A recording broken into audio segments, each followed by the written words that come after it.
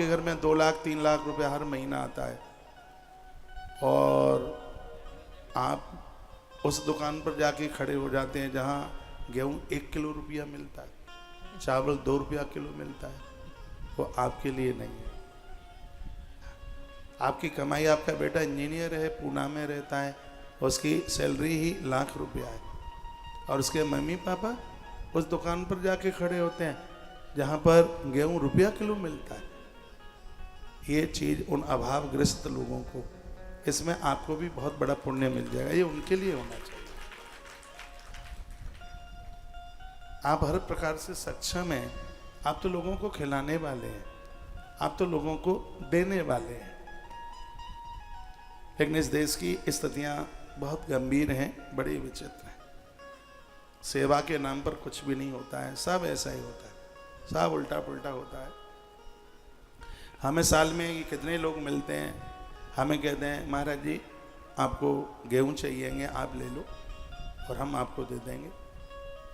मैं पूछता हूँ कितना रुपया किलो, वो कहते हैं 15 रुपया किलो। मैंने कहा अरे भाव तो 25 का, तुम 15 कैसे दोगे?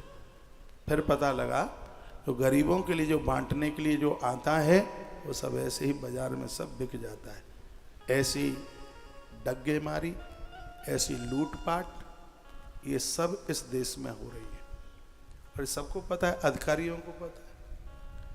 मंडला की गौशाला में एक साहब आए, पता नहीं कितनी उनकी तनख्वाह होगी, कहते हैं हम 4200 गैया लिख देंगे आपकी, एक गारंटी हमारी है, 38 रुपया मिलेगा, 20 हमारे, 18 तुम्हारे। क्या बोलूं मैं?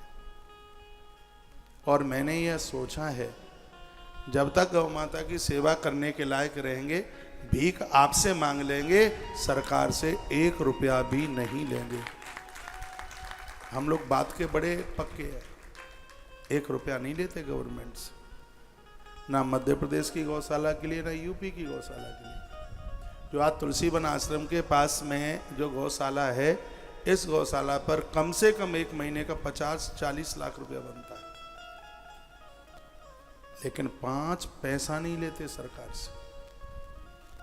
सब धंधलेबाजी होती है, मिलेगा इतना और कोस में घाटा होगा कितना।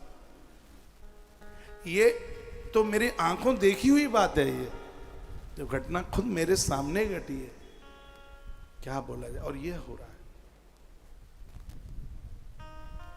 तो मैं कहूंगा ये भी बड़ा परेत है, ये भी बड़ा परमार्थ है। आप सक्षम हैं और आप कोई सब्सिडी नहीं लेते हैं। ये देश में बहुत लोगों ने सिलेंडर पर अपनी छूट छोड़ दी, बड़ी बात है। ये मानवता, इंसानियत है। और मैं तो ये कहूँगा कंट्रोल से आप गेहूँ लेके आ जाते हैं, उसको गरीबों में बांट दो ना, आपके नाम पर मिलता है वहाँ से ले आओ, ज़रूरतमंद लोगों को दे दो, उसका आटा बना दो, ज़रूरतमंद लोगों को दे दो, उनको दे दो। आपका बेटा कमाता है, आपके परिवार में आपकी कोई कमी नहीं है। पैसा क्या आदमी खाएगा क्या है? वो दाल रोटी खाएगा। थोड़ी देर के लिए लगता है कि चोरी कर ली, टैक्स की चोरी कर ली, बिजली की चोरी कर ली। ये भी तो पता हो कि चोरी का माल मोरी में निकलता है। मुकदमों में, केस में, लड़ाई में, झगड़े में, हारी में, दुखारी में, बीमारी में, वो कहीं न कहीं निकल जाएगा। ये 2 नंबर का टिकता ही है। मेहनत का पैसा धन धन दूना होता है। पैसा तो मेहनत का होना चाहिए, खुशी देता है, प्रसन्नता देता है।